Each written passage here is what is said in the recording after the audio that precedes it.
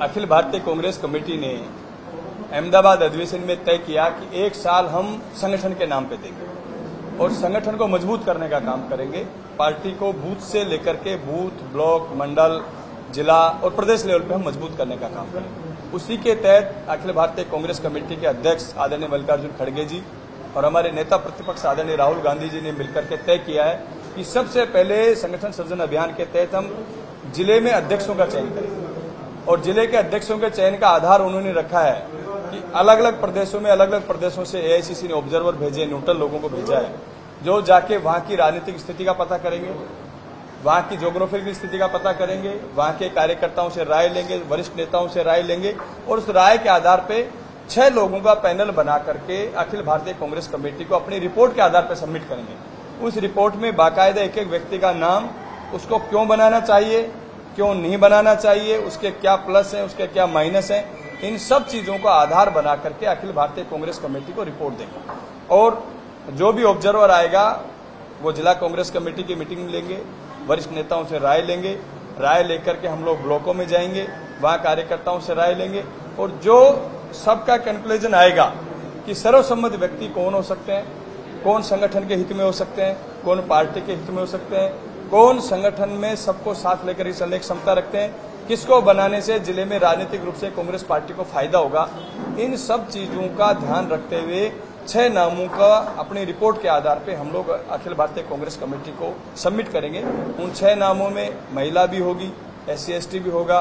OBC भी होगी, minority भी होगी। इन सब नामों को देखते हुए अखिल भारतीय कांग्रेस कमेटी उन नामों को फिल्टर करते हुए अन्य स्रोतों से जो रिपोर्ट प्राप्त होगी उन रिपोर्टों को और इन रिपोर्टों को मिलान करते हुए जो उपयुक्त व्यक्ति होगा, जो संगठन में सबको साथ लेके चलने की कोशिश करेगा, उस व्यक्ति का चयन करेंगे। ऐसा नहीं को एक व्यक्ति उपयुक्त होगा, हो सकता है 6 के 6 लोग हमारे लिए उपयुक्त हों, लेकिन चूंकि पद एक व्यक्ति को मिलना है तो चयन एक व्यक्ति का होगा ताकि वो संगठन को ग्राउंड लेवल पे मजबूत कर सके और आने वाले समय में 2029 में उड़ीसा में विधानसभा का चुनाव और देश में लोकसभा का चुनाव कांग्रेस पार्टी जीते, इसी आधार पर हम लोग काम करें। उड़ीसा में अगर देखेंगे 25 सालों से कांग्रेस सत्ता में नहीं आई है और अगर संबलपुर को भी देखेंगे या वेस्टर्न बेल्ट को भी देखेंगे तो कांग्रेस काफी पीछे है। तो उस आधार पर अगर आप देखेंगे तो किस तरीके के जो बोल रहे कि अध्यक्ष हम चुनेंगे तो उसमें क्या क्राइटेरिया रहेगा? मैं वही कह रहा हूं कि पिछले कई सालों से उड़ीसा में हम सत्ता में नहीं, लेकिन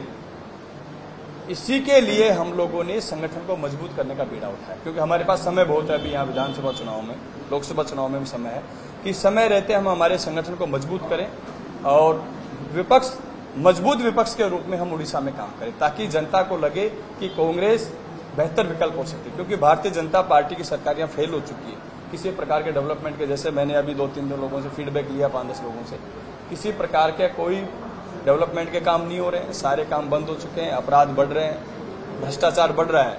इन सब बातों को ध्यान में कांग्रेस विपक्ष के रूप में मजबूत भूमिका अपनी आने वाले समय में निभाएगा और बीजू जनता दल जो कि अब कमजोर पार्टी अब हो चुकी है, लोग वहां से निकलना शुरू हो चुके हैं, कांग्रेस की तरफ देखना शुरू हो चुके हैं, तो उन सब लोगों को जोड़ते हुए वापस कांग्रेस पार्टी के संगठन को मजबूत करेंगे और आने वाले समय में उड़ीसा में कांग्रेस की सरकार बने, इसी के लिए हम लोग काम करेंगे। जिले में हो जाता है और जो लोग चयन नहीं हो पाते हैं उसको इस बार लॉबी वाला सिस्टम नहीं रखा। मैंने कहा इसीलिए एआईसीसी ने यह आधार बनाया। आप देखिए 3 स्टेटों में जो संगठन सर्जन हुआ है वहां किसी लॉबी का काम नहीं किया और 1 महीने के भीतर एआईसीसी ने कंप्लीट जिलाध्यक्ष बना करके भेज दिया। इसमें कोई लॉबी नहीं, इसलिए हम लोगों को भेजा है। हम लोग यहाँ किसी को जानते नहीं।